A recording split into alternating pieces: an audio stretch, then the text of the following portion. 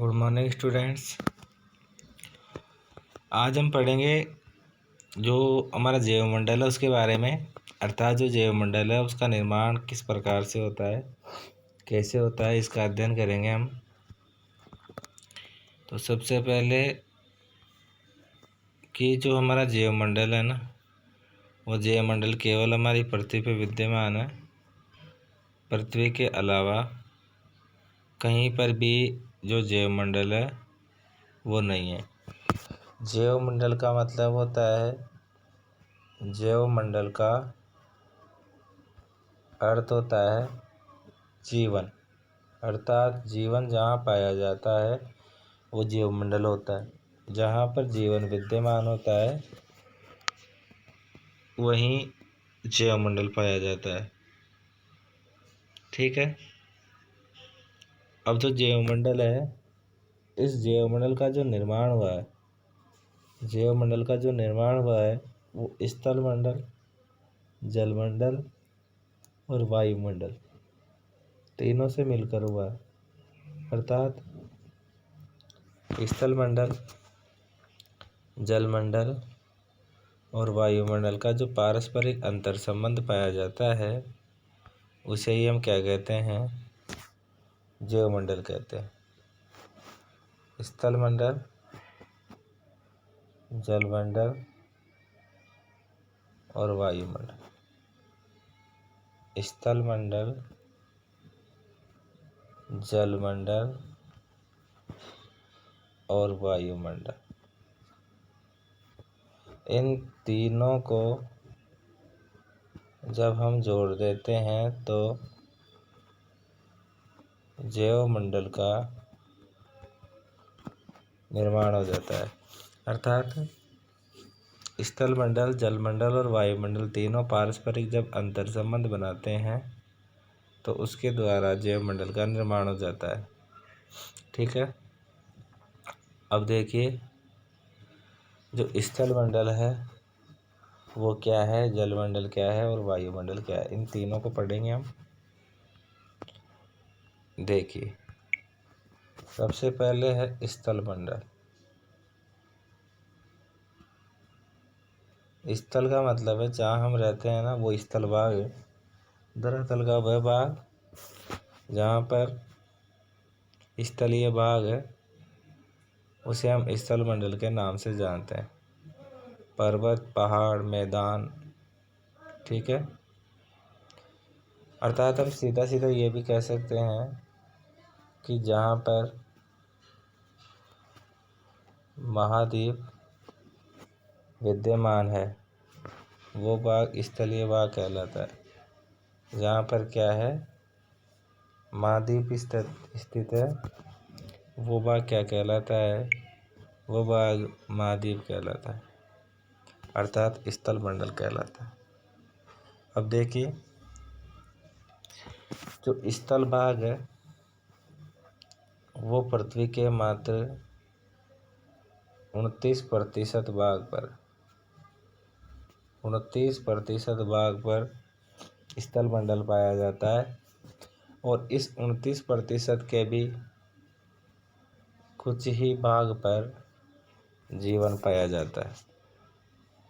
बाकी स्थानों पर जो मानव है वो मानव नहीं रहता है, दुर्गम स्थान है, उन दुर्गम स्थानों पर नहीं रहता। ठीक है। अब देखिए, जो स्थलमंडल है वो स्थलमंडल जहाँ हम निवास करते हैं वो 29% भाग पर है। ठीक है। अब इसके बाद में है, वो है जलमंडल। जलमंडल, जो जलमंडल है वो पृथ्वी के 71% भाग पर है। 71% भाग पर जलमंडल विद्यमान है। हम क्या करते हैं, हमारी पृथ्वी को दो भागों में बांटते हैं। कितने भागों में? दो भागों में बांटते हैं। दो भागों में बांटते हैं। एक तो है, हम पृथ्वी को बांटें तो दो भागों में बांट सकते हैं। जैसे एक है स्थल, एक है जल। ठीक है, स्थलीय भाग 29% और जलीय भाग 71%। अब इन दोनों को हम पढ़ेंगे। देखिए, जो जलीय भाग है,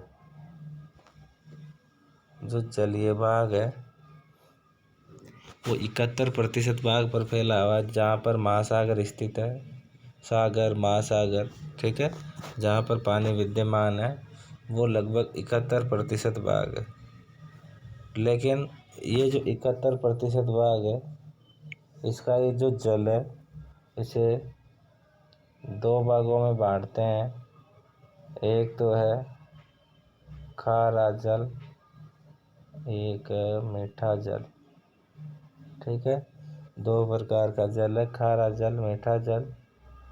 ये जो खारा जल है, इसको लवणीय जल बोलते हैं, और ये जो मीठा है, इसे अलवणीय जल बोलते हैं। ठीक है, देखिए, ये जो खारा जल है, खारे जल की मात्रा है 97%, और ये जो मीठा जल है, इस मीठे जल की मात्रा मात्र 3% है।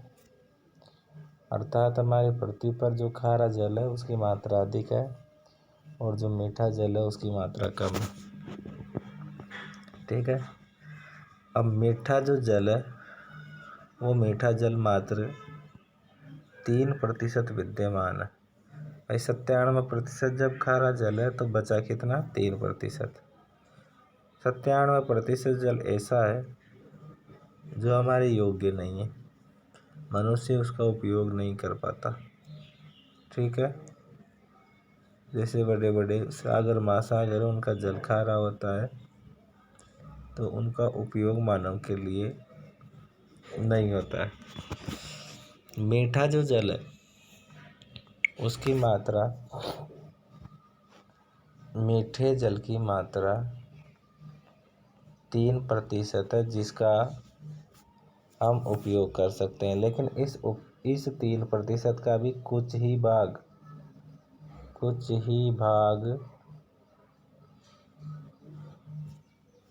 हमारे मानव के उपयोग आता है, बाकी नहीं आता है। जैसे ये जो 3% जल है, ये भी 3 भागों में डिवाइड है।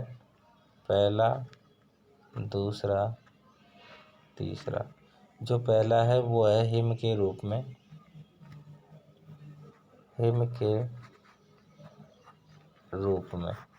जो दूसरा है वो है भूमिगत, और जो तीसरा है उसे बोलते हैं हम अन्य जल। इसे हम बोलते हैं अन्य जल। ठीक है, अन्य जल। तो इस प्रकार से 3 भागों में जो हिम के रूप में है, जो बर्फ के रूप में जल है, वो है 69%। जो भूमिगत जल है वो है 30%। ठीक है, और जो अन्य जल है वो मात्र 1%।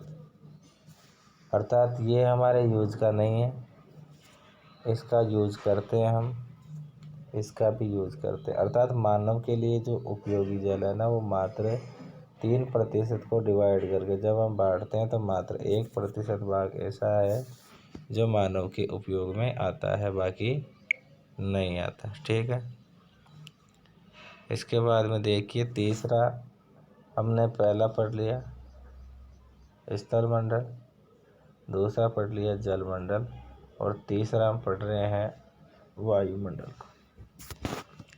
आपको पता ही है वायुमंडल क्या होता है। वायुमंडल का मतलब होता है कि जो हमारी पृथ्वी है उसके गुरुत्वाकर्षण बल के कारण कई प्रकार की जो गैसें हैं वो हमारे आसपास बनी रहती है, जिनमें ऑक्सीजन भी है। अर्थात पृथ्वी के चारों ओर जो वायु का घेरा पाया जाता है उसे हम क्या कहते हैं, वायुमंडल कहते हैं। और वायुमंडल में अनेक प्रकार की गैसें विद्यमान रहती है। ठीक है।